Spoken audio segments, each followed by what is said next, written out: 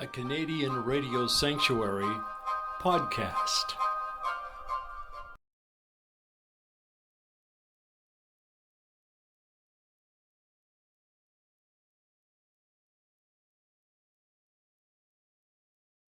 Back in the late 60s, yours truly, along with Harley, and this is, by the way, Harley's concert chat.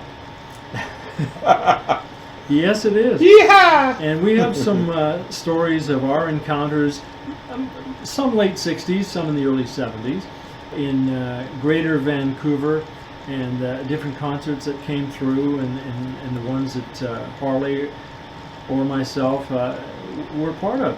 And I just want to do this one about the Chambers Brothers, remember? Yeah, we went to see the Chambers Brothers. Now that would be around, what, 68?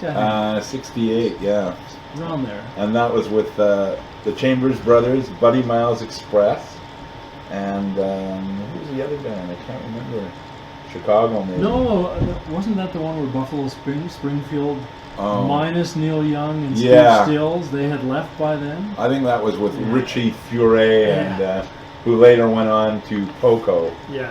And we went there, and we were with this college radio station, CKED, right? Yeah. And we were like DJs, like we had on-air radio shows at CKED, and we ended up going to more radio shows than we did go to classes, right? Subsequently, some of us didn't do as good as others did. But anyways, our other friend, Michael, Michael, John, and I would go and we would talk our way into all sorts of venues, and they thought we were a bona fide radio station. Remember we had those CKED business cards? Yeah, CKED business cards. And keep in mind, in the late 60s, security wasn't as strong as it is now. There was no security in those days. Anybody could walk backstage practically, right? And you could just say you were somebody, and people thought that, well, you know, if you can't, dazzle them with brilliance, baffle them with BS, right? Yeah. So we would get in, and anyways, that was one of the first concerts we went to, and where we got full access to the band. And afterwards, they invited us over to the Hotel Vancouver, and they had the Captain George Vancouver suite and about 15 or 20 adjoining rooms.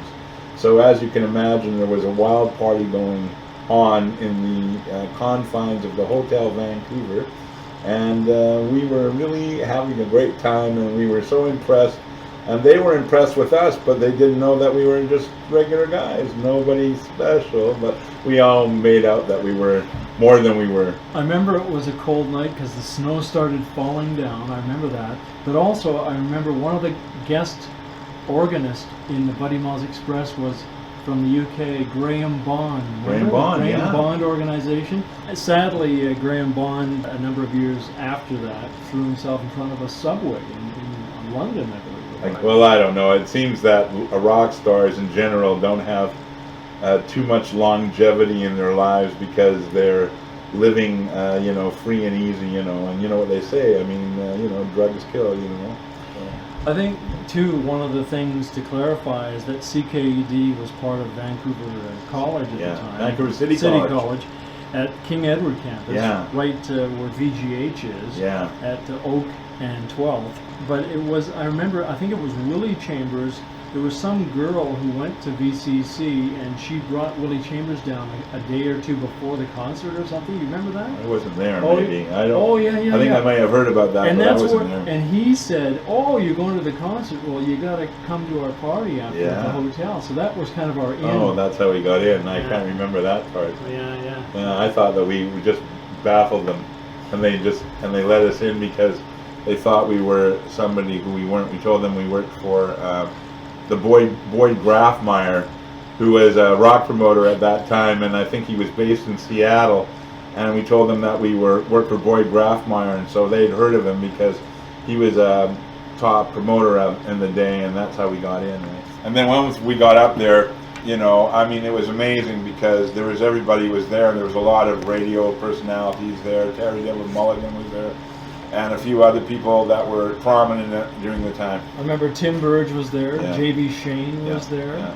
Was Mulligan there? I think Mulligan was there, I think he was, because in those days Mulligan was the concert He's the guy that would announce the concerts, if you remember. Oh, the MC. The MC of the show, right? Yeah. And Oh, so okay. Yeah. he'd always come out, and like I remember when he came out, and he always was wearing like Sergeant Pepper style jacket and white bell bottoms, right? And he looked really cool. And you know, I mean, that was like '68. People were just starting to grow their hair, and you know, the Beatles came out in about what, '64, '65, and remember seeing a picture of them and how they had these funny haircuts, and then 6 months later, everybody was growing their hair long. Like, so. Anyway, that's the Chambers Brothers story. And the Beatles throwing in too.